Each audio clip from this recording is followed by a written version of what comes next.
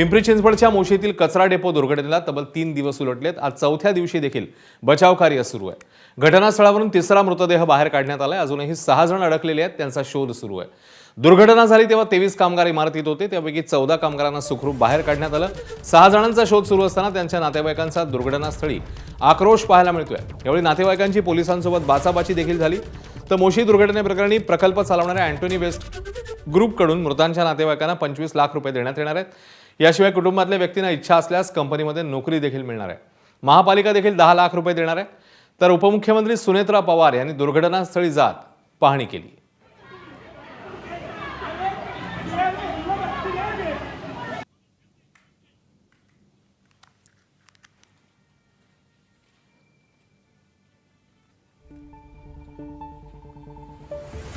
तर आज चौथा दिवस आहे, हे बचाव कार्य अजूनही सुरू आहे।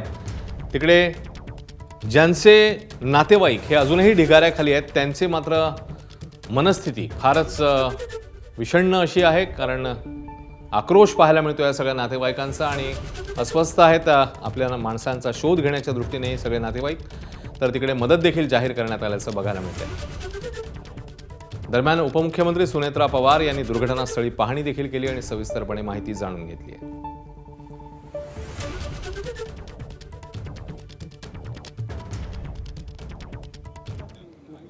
अजूनही 6 जण आतमध्ये आहेत, त्यांचा शोध सध्या सुरू आहे। तर तिसरा मृतदेह बाहेर काढण्यात आलाय, त्यामुळे या दुर्घटनेत आतापर्यंत 3 जणांचा मृत्यू झाल्याची माहिती जी आहे ती समोर येते।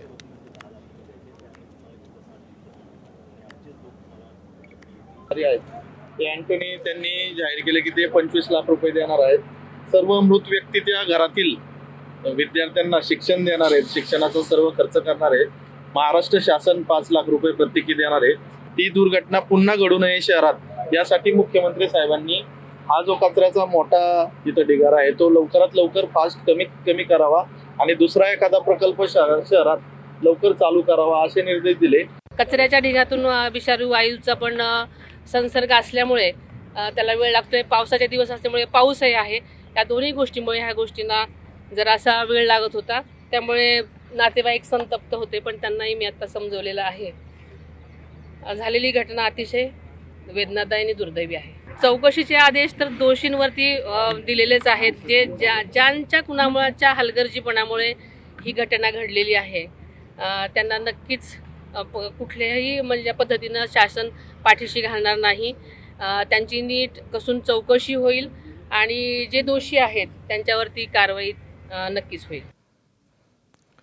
तर मोशी इथल्या दुर्घटनाग्रस्त इमारतीमधून वाचवलेल्यांच्या थरारक कहाण्या आता समोर येऊ लागल्यात। मृत्यू समोर असताना कामगार कसे वाचले याबाबत रणवीर सिंग आणि विजय सपकाळ यांनी थरारक असे अनुभव सांगितले। बघूया।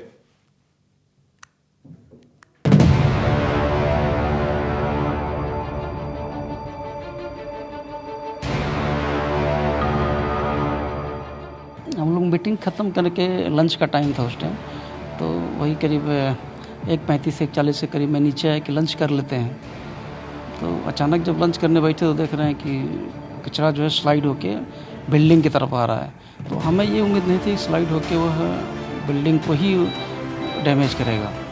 हमने सिर्फ लोगों को इसलिए बोला कि चलो हटो भागो यहाँ से, क्योंकि कचरा अंदर आ सकता है, क्योंकि सब कांच की थी पूरी बिल्डिंग।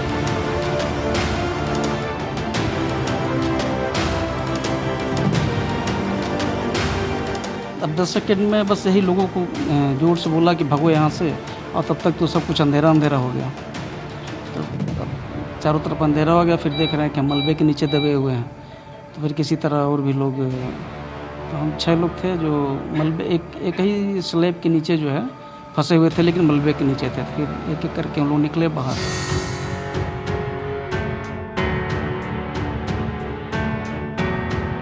मुझे तो लग रहा था कि बचने की कोई उम्मीद नहीं है, क्योंकि मेरा शुगर भी लो हो रहा था, अब मैं डिहाइड्रेशन का शिकार भी हो रहा था उस टाइम। फिर एचआर जो है मोबाइल निकाल के, और जब एक बार जो है जो ड्रिलिंग और स्लैब कटिंग वाली मशीन की आवाज़ हमने सुनी, तो एक उम्मीद जगी, तो मेरे अंदर भी एक हौसला जगा कि नहीं हम बच सकते हैं।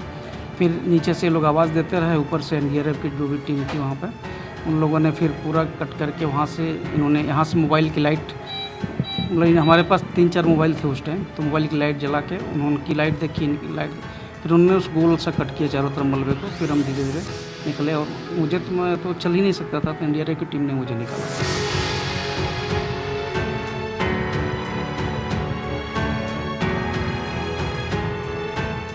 कमीत कमी 9.5-10 तास माझा पाय दबलेला होता आतमध्येच तिथेच. 7 वाजता टीम आलेली तिथं, पण त्यांनी सिच्युएशन बघितलेली की कारण की त्यांनाही पॉसिबल नव्हतं ते की कसं उचलायचं एवढा मोठा स्लॅब आणि काय.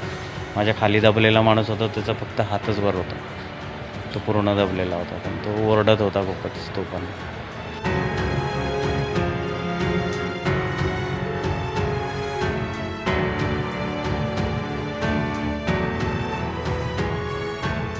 काही काळानंतर तो स्लॅब पूर्ण परत माझ्या अंगावरती असं यायला लागला, असं जाणवायला लागला मला. तर मग असं वाटलं आता काही म्हणजे शेवटचे क्षणच राहिले. त्यावेळेस मग मी वाईफला 7 वाजता म्हणजे 7 वाजता माझा मोबाईल मी काढू शकलो. दीड वाजता दबलो, 7 वाजता कसं तरी मी मोबाईल काढला, माझा सेल्फी वगैरे काढला, वाईफला मेसेज केला की मी दबलो आहे, तू ये इथं.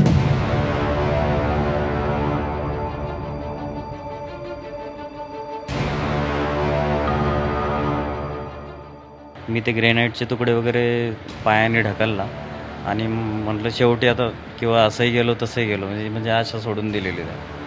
तर पाय ओढलेला मी, पण खूप त्रास झाला. माझा पाय निघाला तरी मी 15 मिनटं तिथून उठू नाही शकतो, कारण की वेदना खूप होत्या मला खूपच. परत रक्त पूर्ण गोठून गेलं होतं माझं पायाचं त्या क्षणी.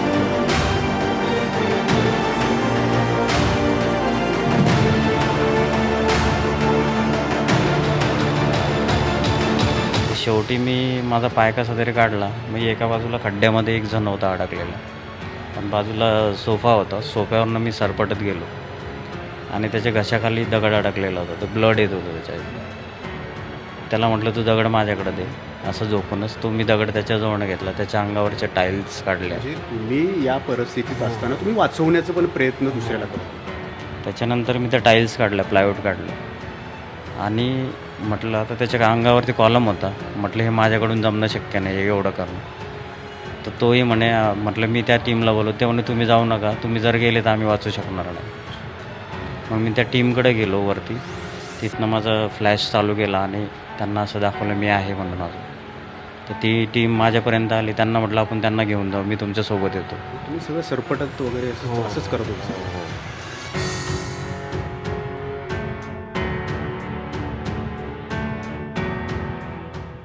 एक जण होता फक्त त्याचा आवाजच मला येत होता. एक जण माझ्या खाली होता, त्याचं पूर्ण फोटोज मी त्या क्षणी काढून ठेवला होता त्यावेळेस.